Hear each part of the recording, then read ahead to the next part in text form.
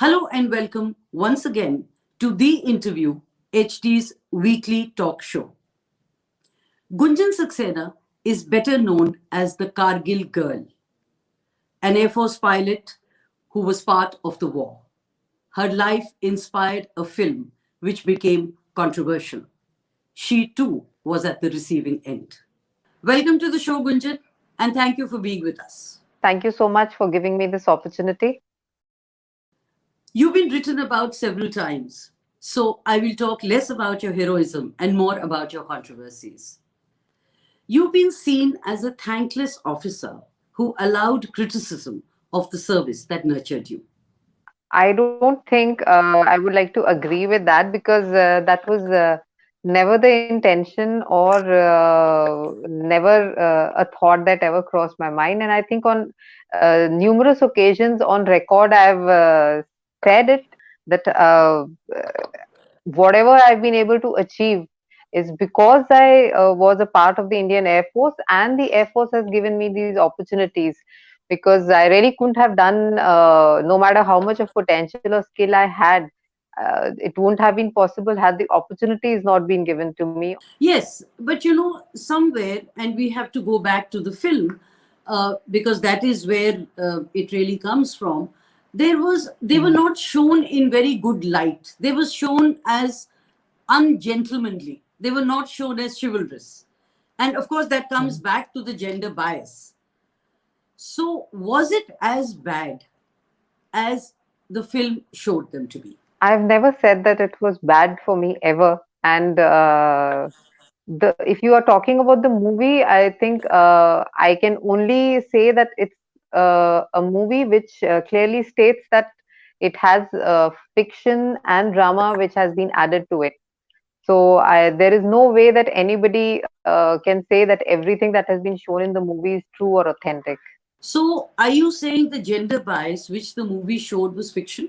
I'm not saying that what was fiction and what was fact. What I'm saying is that if you're asking me about my life or my experiences in the Air Force, I think gender bias as such is something which was how I would put it is that it was we are talking about I was commissioned in the year of 1996, so that is like way back more than 2 decades. So I mean more than 1 decade now. So it is back in those days the society wasn't what it is today.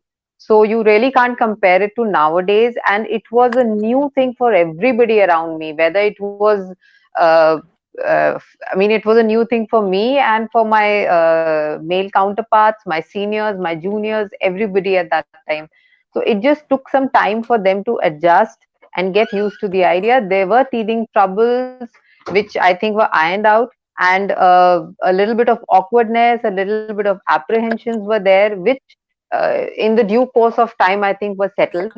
And that is all that I ever experienced. But Gunjan, maybe you're right, and I would agree with you and concede. But at the same time, the way the movie is, 75% of it really shows Mhm. them in such bad light and shows you, and there I mean the Kargil girl, as such a helpless victim. I think that's, I mean, everybody is entitled to their own perspective and their whatever they wish to draw and how they look at it. So, I think how I've always said it is that the intention of making this movie was only to drive home the point to young people. I'm not talking about only women, but everybody out there who that not giving up in tough times, and self belief, confidence, hard work, that is the kind of lesson that we wanted to give out. And it was in no way the intention was to project. It is not a documentary is all I can say. So in the broader sense, that is the essence of the movie, that was the intention. So how I want to tell people to what they take after seeing this movie is positivity, and the fact that when there are tough times around you, tough situations, and it is your own hard work and your own determination which can help you get over those obstacles. You know, that's a very small part of the movie. That's towards the end when you really go to war. But during the training and the way you are treated throughout the film, it really shows the men and the men in uniform as villains. I think that is a subject about which I cannot comment because it's I mean it is a matter which is up to the filmmakers and not me. I have not written the script, so really can't comment on that. But the script was discussed with you. I think I won't comment anything on this, as I said that it is a matter which is sub judice right now, and I don't think I should be commenting anything as far as the script or the movie or anything is concerned in isolation, because it's a matter which concerns a lot of people. Did you see the film before the release? I'm very sorry, ma'am, but these questions are all towards the case and the proceedings. I cannot comment on that. No, but whether you saw the film or not, that has nothing to do with the proceedings, no? No, it is, ma'am. I think I will not comment on anything regarding the anything that is, concerned with the case. Retired Wing Commander Namrita Chandi said, and I quote, Srividya Rajan was the first lady who flew to Kargil and not Gunjan. Is that right? Ma'am, I think again we are talking about a controversy and something that has not been resolved or cannot be resolved by me alone. So No, but is it I true think, that is it true that Srividya Rajan was the first one who flew to Kargil?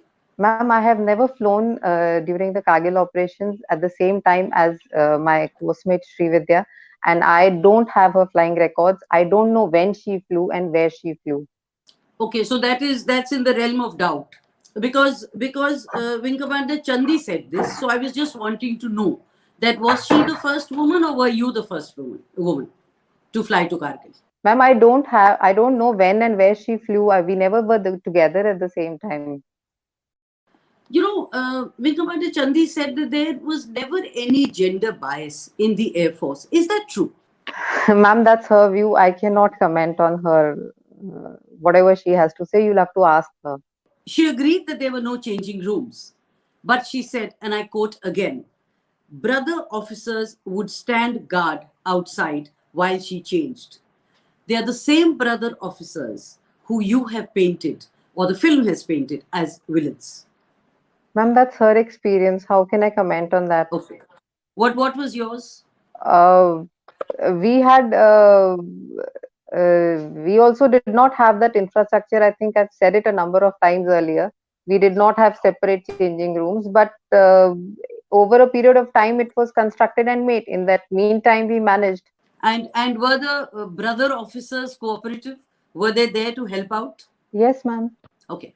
Your husband is in the Air Force. How did this controversy impact his career, if at all it did? No impact. No impact? Wasn't he? I mean, there could be praise, there could be criticism. Did life change for him like it changed for you? No, no, nothing. But the fact that the Air Force was upset, or some of the people there were upset, did that impact him? No, not at all. How did life change for you after this film? There are more people who know my name now, and who know this, have seen the film. They know me my name now. My family life has not changed, or I don't think so. My day-to-day life has changed in any way. It's the same, but there are people who know me and know me by name more now. More number of people know me by name, and that's how I think it has changed. But there's nothing else that has changed. It's the same everyday life for all of us. When you speak of your childhood, your brother always felt, when in your years of growing up, that there is too much equality. Just explain that to me. Ma'am, as I said that at my home, it was an absolutely gender neutral kind of an atmosphere that we had. There was never any talk of any gender whenever any issue was discussed or anything that was being talked or being done in the house. So that's how I grew up, and it's much later, I think, that at times my brother realized that the world outside is not exactly how it is being projected to us. So at times he felt concerned about that, maybe that difference is not what I am able to understand because of this, the kind of equality that was there at home. So I think it was more out of concern for a younger sister that how it came. So tell me, when you set out in life and when you set out in your career, what your brother said when you were growing up, was that right? And in hindsight, what were the lessons that real life taught you that you did not learn at home? Ma'am, I think a very important lesson when which I learned during my childhood is when I say it was a gender neutral atmosphere that we had. It was not that I was not taught only one side of the story, that you get equal opportunities, you should have everything, equality, and gender doesn't come as a barrier and all those things. But at the same time, was also taught a very important lesson that. Uh, Mm, Based on your gender, you also do not ask for any concessions or expect a special treatment. So it was, my father was in the army, so it was the same set of rules for both me and my brother. If he had to pick up his own suitcase when we were going on a vacation, the same was expected from me. So that is, I think, uh, it was not that opportunities were given to me on a platter. So I think that was a very important lesson which I didn't realize when I was really growing up, but that's how I learned it, and sort of, it helped me to have that kind of attitude, that when you go out into the world, you don't ask for opportunities without first having that skill and potential. So, and also that you need to do the same amount of hard work as anybody else who's doing it out there. And I think when I did come out to college and hostel, and I did realize that there was in the society there was a gender bias, it was not as if it came as a shock to me, because it was something that I knew existed, and I was sort of prepared for it. But at the same time, I was also had this very strong belief that if you are clear in your own thought and in your own head, then with your own hard work, I think the gender bias really doesn't come in your way. In life, in your career, how much did gender bias play a role? Ma'am, not much, I think, because uh, as I said that if in my own head and in my own thinking, this it wasn't really as an obstacle.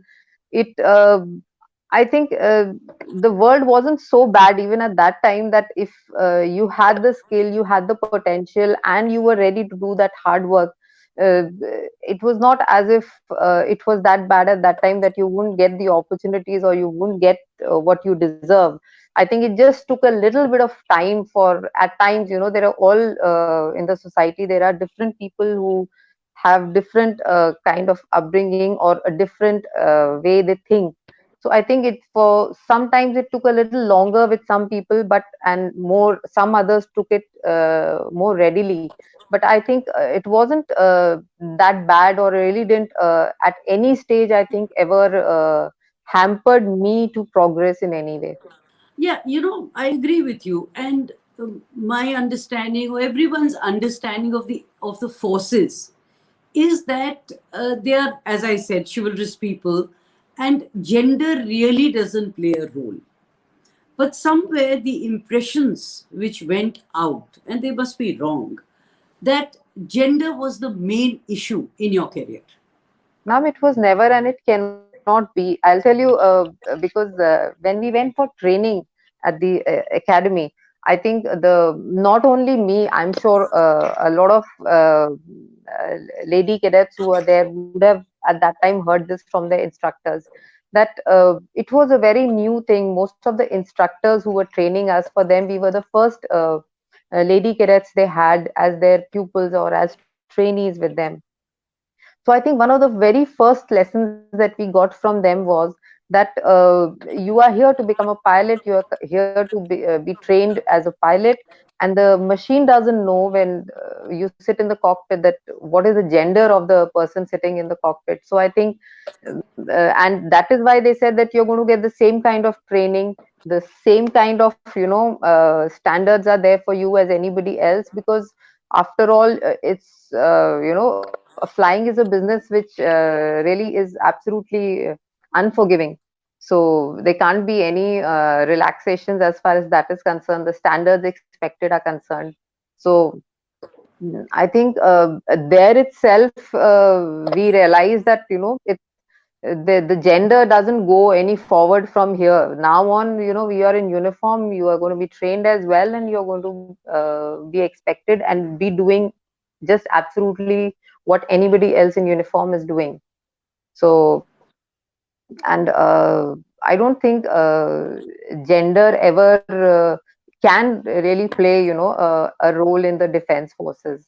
Right. So then, where did the bias come in? Like when we reached the operational units, me and my co-mate Srividya, the people who were already there in working, they had never worked with women in uniform around them. So it just took a little bit of time for them to get used to it. And it is, as I said, that the national security or the of flying as such is a profession where there can't be any second chances, and it's a matter of I think absolute importance.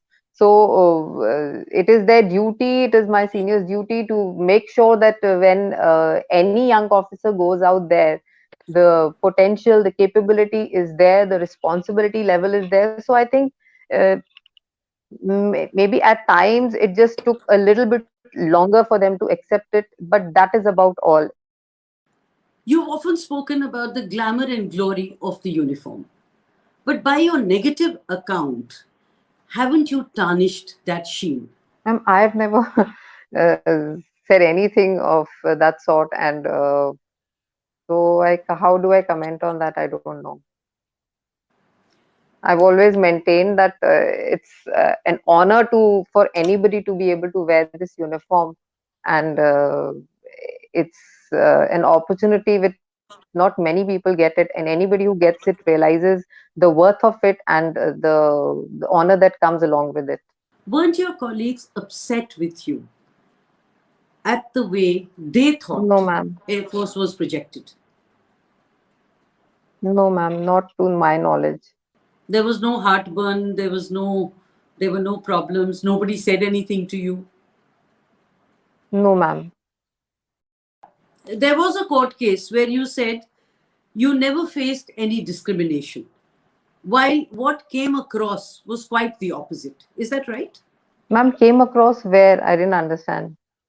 Now, if I use the word film, you'll say, ma'am, please don't use the word film. So I'm avoiding it.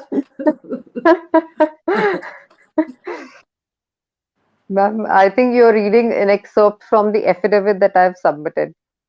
Yeah, that's right. Yes, ma'am. So again, that is something that I've already said, and uh, I don't know. I don't want to comment on that anymore. Have there been any gender based challenges which you have faced in your career? And have you had instances where men, your male colleagues, were uncooperative and, in one sense, condescending? No, ma'am, I don't think they were uncooperative. And if you're saying gender-based challenges, it was the initial part where there were a little apprehensions, and just took some time and a little effort to sort of iron out those teething troubles. You maneuvered a helicopter through fire. Tell me, how tough was it? And will you narrate that experience? It was an artillery shell which had fallen close to the helicopter, which was parked on the ground. So it was something that I had only heard of and never seen till then. So it was the first time that I ever saw something like that happening. For some time, I didn't even understand when that shell was coming through the air. It makes a very peculiar sound, which only if you're familiar with you can pick up. And I was there at the landing strip, which is there at Kargil at that time. And my brother was also there, and we were walking towards the aircraft when it happened. So my brother was familiar with that sound. He's in the army, so he used to keep hearing it all the time. So he's familiar with that sound. The moment he heard it, we were walking together. So he caught my hand, and everybody I saw around were running towards the bunkers and trenches.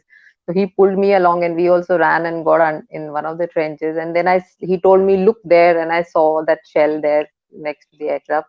So I don't think I got scared, but mm, uh, yes, it was the first time I saw it happening so close. And I think after that, it was just uh, business as usual. I think fear doesn't really come at that time, because it takes you some time for it to sink in. It is much later when we did talk about it. We landed at base and talked about it. Is when I realized that what the whole thing was and what the situation was. So I think it was just one of those experiences which I will always remember. How often have you had a close shave with death? And how chilling has that experience been? Ma'am, it's not flying as a profession as such. I think is something which has a little the risk factor is there, which I think we all understand that anybody who is in the business of flying, and we come into this profession knowing it very well that it is a high risk profession, and we accept and we understand that risk. So I think it never comes as something that because of that risk factor or because of that fear you will not do it, because you accept it wholeheartedly and you come there to fly. And flying as such is a profession where, yes, at times there are tricky situations. uh, and so I think right from our training stage as a cadet, it is something that we get used to, and we are trained to how not let it affect us and how to perform, uh, keeping those anxieties and those, the factor of fear, not letting it come in. Is your daughter inspired by you and is she ready to don the uniform? Ma'am, I think if like I was born and brought up in the atmosphere defense kind of environment, as I how to put it. So it is a slightly different kind of an atmosphere from the outside, and it is something that because you're born and brought up in it, you feel comfortable. It is your comfort zone. You're used to that social setup and everything around you. So I think. Similarly, for my daughter, I think she also finds it this kind of life. I think she's comfortable in it, and uh, she likes it. And as far as I think donning the uniform, she's still trying to make up her mind about her career choices. So let's see where what she decides. You know, you've been written about, you've had a challenging career, you've been in the eye of a storm. If given a chance, what are the chapters of your life which you would like to rewrite? Rewrite as such, I don't think I want to rewrite any chapter of my life, because I'm happy the way I've lived my life. And I think if given a chance, maybe I would fly a little more, and that's all. I think do some more adventurous flying, get to see some more places. And I think that's how, if there's anything more that I want to do, is that. And maybe I think another thing is that I'm not very good at keeping in touch with people. So there have been so many people when I joined the Air Force. So some of my seniors, and they all have contributed immensely to whatever I've been able to achieve today. So I think I would like to go back and thank all of them more is what is something again that I would like to change. What about your male colleagues? Yes, ma'am, I said my peers, so they that includes both women and men, because as I said, that each one has contributed towards whatever I could achieve. There are, nobody's life is so smooth that you don't have difficult times or you don't have ups and downs. Everybody has it. I had it too. So there were times when they have pulled me up, and if there were times of self doubt, they have sort of, helped me reinstill that self confidence into me. So I think all of them have contributed. Gunjan, do you think you have been terribly misunderstood in what you were trying to convey? Because what I understand from you listening to you, that what you were trying to convey has been misinterpreted. And therefore, do you think you have been terribly misunderstood? I don't know how to address that question, because I don't think I've been misunderstood by anybody, because if you're talking about my colleagues, my peer, my friends, I think what they were before and what they are now, nothing has changed. So I don't think who has, I think I've been misunderstood by anybody, and there's nothing that what I wanted to convey, I've said it to you, and I've said it not only to you, but so many times on record. So why will Sure, I anybody appreciate that. misunderstand what I have said? I appreciate that, but the message somehow got lost along the way. And somewhere, unfortunately, what came across was that the service or the Air Force is not such a nice place to be in. That is what the underlying message came across. I will not use the word film because you're going to kill me, but that is the message which came across. So that is what I'm trying to ask you. Would you have wanted it differently? Ma'am, I've always wanted it differently, and I think I've said it so many times that nobody forced me to join the Air Force. Nobody forced me to take up flying as a profession. It was totally my choice. I went out and did it, and I don't regret any part of it. I think I've had some a wonderful time and an experience serving in the Indian Air Force, and it's an honor for me that I could be a part of such an organization. And Exactly. Exactly. So, listening to that sentiment is where my question came from. That don't you think the message and you as a person came across as someone who was misunderstood? That's exactly my point. ma'am, I don't know, because I cannot answer that question, because I'm unable to understand how to answer that question. Uh, I'll give you two examples, and I go back to what Wing Commander Chandi said, or maybe some of your colleagues who felt that you stole the limelight while it was not yours, to put it bluntly. Ma'am, I don't know. I cannot comment on what who has understood what, but I think I what I want to say, I have put it on record and said it. You also underwent the jungle and snow survival course, the first woman to do so. How tough was it? And was there a gender bias there? Any one officer could have been sent for this course from the unit where I was posted. And my flight commander at that time, he walked into the crew room and he said that this course has come up. Who wants to go? So, only the junior, the young officers go for this course up to a particular service seniority. So a lot of us jumped up and said, we'll go, I'll go, I'll go. I also jumped, and he said, he looked at me, he said that, yes, okay, you'll go. I said, yes, sir. He sent me there. I went for this course. So it was, what I want to bring out here is that when he sent my name there, he knew it that I'm the first woman officer who would be undergoing this course, and he had a choice that he could have sent somebody else, but he took that decision and he sent me, which was, I think, a very, very progressive step on his part.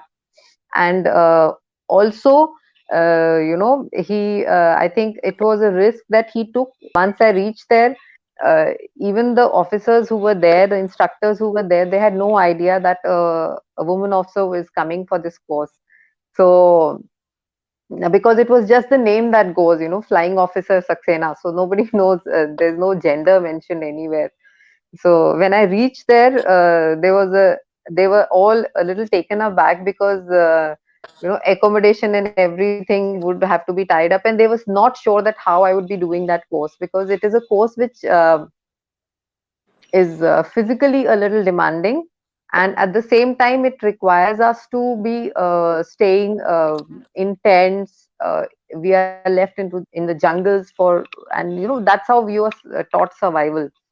So I think the initial part was, they were a little taken aback, and they were not sure whether I should be undergoing that course or not, because I would have to spend days and nights at a stretch with a group of other officers, other air crew.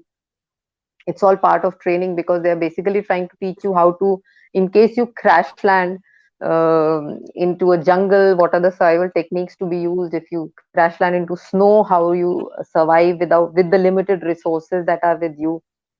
So I think initially a little bit of apprehension was there. I was absolutely at ease and comfortable with my male counterparts doing that survival course. In fact, I made some great friends there, and it was so much of fun, so much of adventure undergoing that course. How tough was it? Ma'am, it was tough. In the sense that, yes, physically, you really had to be, you were being tested, your endurance was being tested, and even mentally, I think, because we had to be without water, without food for 4 days, and we still had to walk, and the weather was extreme when we were left in the snow. So, it was physically, yes, it was challenging, it was tough. Was there any time when you said, I wish I hadn't come? There were times when I thought that probably I won't be able to, take the next step, or probably if I had to walk another 5 kilometers and not eaten, no water. I was carrying all sorts of, packs on me, and there were times when I felt that probably I won't be able to walk the next 5 kilometers and reach the destination where I was supposed to be, because it's not that you're walking on a road. It's in the jungle. Sometimes you're climbing a little hillock, you're coming down, there are bushes all around. So there were times when, yes, I did feel, that maybe I'll give up or something. There's a very interesting thing that we are taught even in academy, that don't think that you have to walk 5 kilometers. Think that, okay, I'll take one more step, one more step. So it is just one step that you think about, and not think about the 5 kilometers, and you will be able to do it. Was there a gender bias there? There was no gender bias as such, but yes, as I said, that because I was the first woman officer who was doing that course, a little apprehensions were there. But the moment they see that you have that drive in you, you have that confidence in you, you are ready to give in that hard work. I think it is a very natural process, that the apprehension goes. Tell me, Gunjan, and this would be my final question. In our conversation, you've come out pretty positively. You have spoken well about your service. And again, I have to ask this, and I'm going to ensure that you answer it. The film did not project any of this. Why didn't you disown the film? At the outset, why didn't you say, this is lopsided and not what I was conveying? Ma'am, because uh, I think what I had to say, I have said it a lot of times, even before the film was released, and a lot of times after the film was released. So there's nothing more that I want to add to it. Don't you think then that the film sensationalized lots of facts? Ma'am, it is a film which has fiction and drama, which has been used in the making of the film. Gunjan Saxena, thank you very much for the interview, for answering most of my questions. And I know you were ready to kill me many times, but I survived. Pleasure, ma'am. Thank you.